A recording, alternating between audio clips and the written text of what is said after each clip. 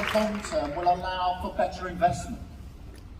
Labour will make Britain a world leader in science and research and development. And we will set a target to invest a minimum of 3% of GDP.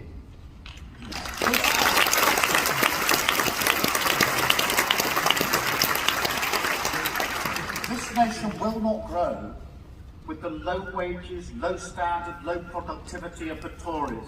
I'm determined we're going to change this by investing in our businesses, by unleashing our creativity, by bringing forward the New Deal for working people launched by Andrew on Saturday.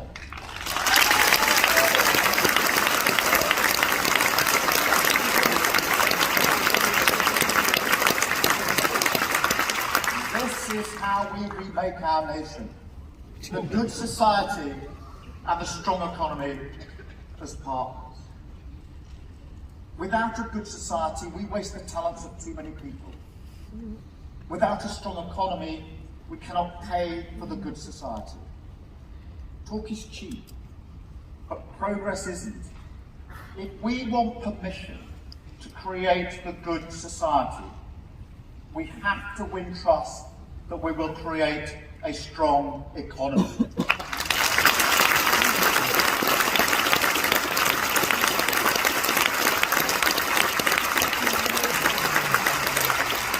The economic inheritance from the Tories will be appalling. A botched Brexit, followed by COVID, has left a big hole. The government is learning that it's not enough to get Brexit done. You need a plan to make Brexit work. It doesn't. And I do see a way forward after Brexit. If we invest in our people and our places, if we deploy our technology cleverly, and if we build the affordable homes we so desperately need. But the public finances we inherit will need serious repair work. I take the responsibility of spending your money very seriously. That's why our approach to taxation will be governed by the three principles. The greater part of the burden should not fall on working people.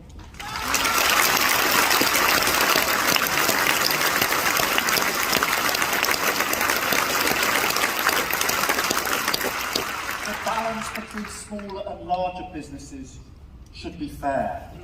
And we will chase down every penny to ensure that people, working people paying their taxes, always get value for money.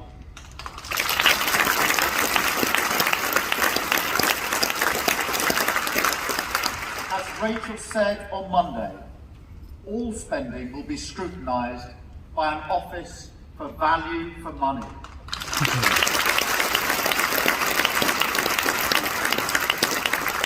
There will be no promises we can't keep or commitments we can't pay for. Too often in the history of this party, our dream of the good society falls foul of the belief that we will not run a strong economy. But you don't get one without the other. And under my leadership, we are committed to both.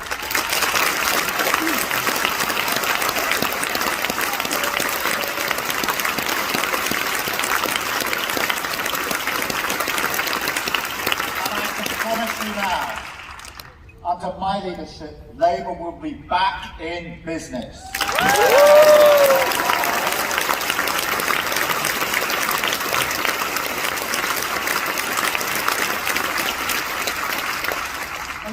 Example of how this template can work.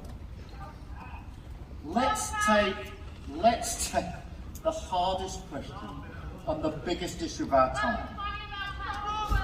Climate change.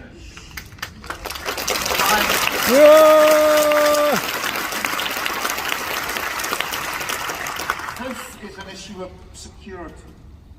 It's a test of justice on a global scale. Climate change poses an existential threat. It will turn fertile terrain into desert land. Conflicts will break out over scarce resources like water. Millions will be displaced by flooding, forest fires and violent storms. Time is short and we have a duty to act.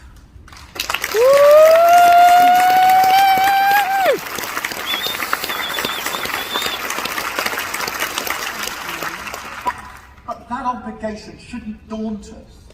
It should embolden us. Shifting the economy onto a sustainable path is full of promise for Britain.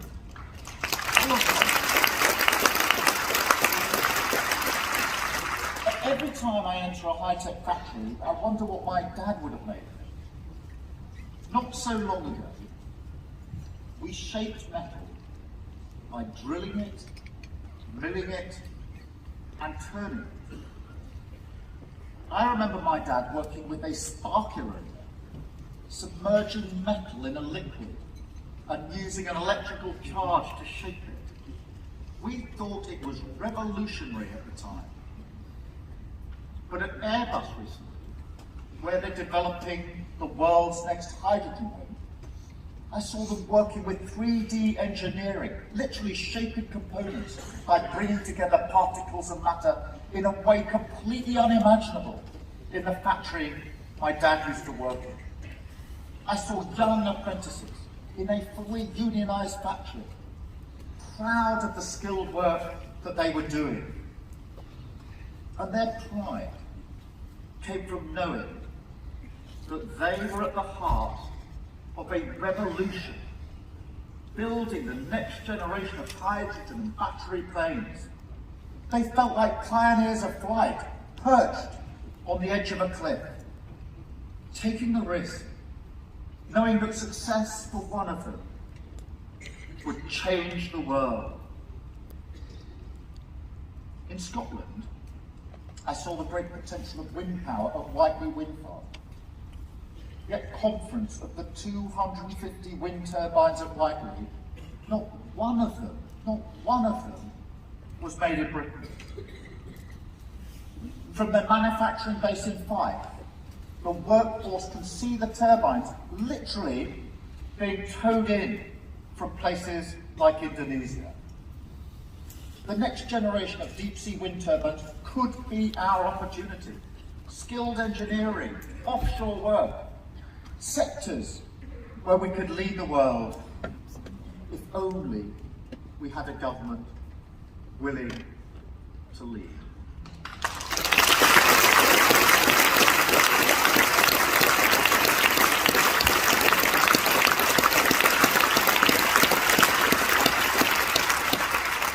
Public funding was an important component of so many inventions. The personal computer, the internet, the iPhone. If only we funded science seriously, we could make a historic contribution to the battle against climate change. Action is needed, not in the future, but now.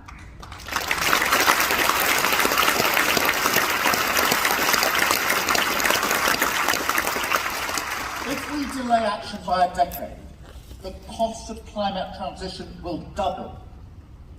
This urgency is why Labour will bring forward a Green New Deal.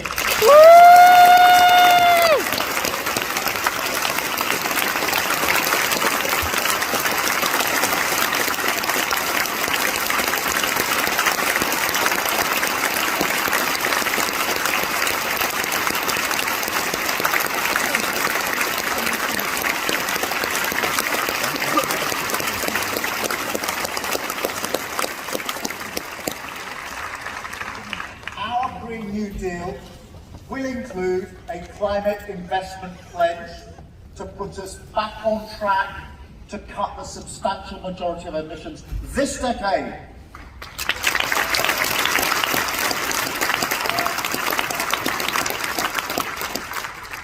And if we're serious about climate change, we need to upgrade our homes.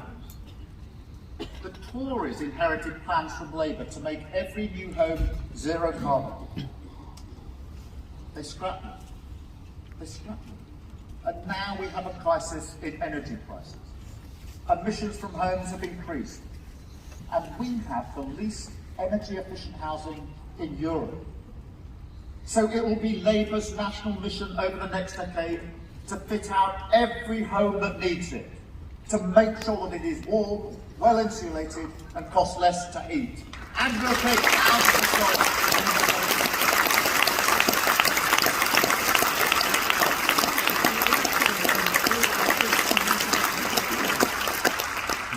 I can also pledge that we will introduce a Clean Air Act.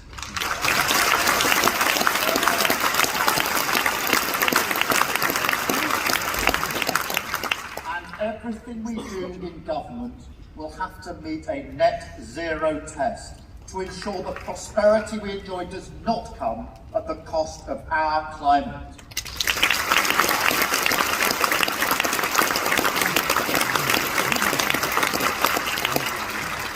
That's why on Monday, Rachel set out her ambition to become Britain's first Green Chancellor.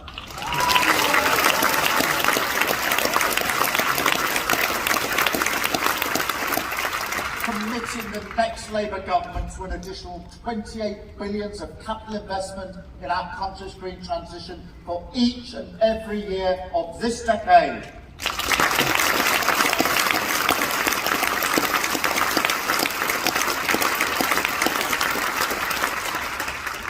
Those pioneers in flight, and like those young engineers working on the next generation plane, we have it within our grasp to make a historic difference. We have it within our grasp to be the change we need in the world. After a decade of Tory government, we need that change. Under the Tories, wages have fallen in every English region. Local government has been cut to the bone. More than 500,000 more children live in poverty, and so do 500,000 more pensioners. For the first time in decades, life expectancy has stalled. But after all that, the Tories expect us to believe that levelling up is more than a slogan. Well, let me offer the Conservative Party a lesson in levelling up. If they want to know how to do it, I suggest they take a look at our record the last time we were in government.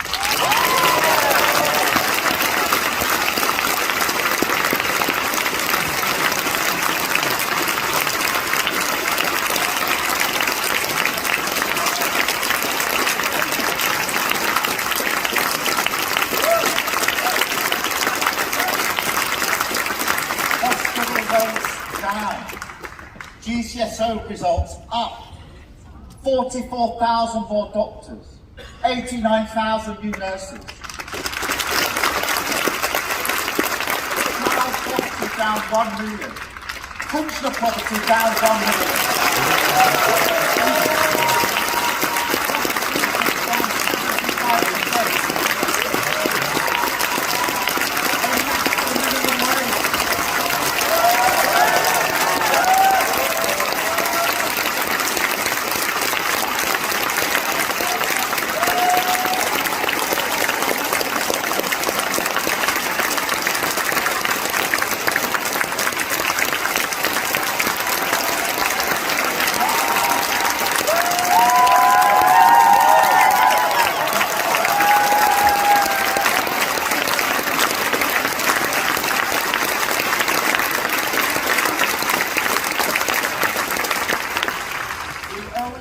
Said that no nation had had a bigger rise in social mobility than Britain. You want levelling up? That's levelling up.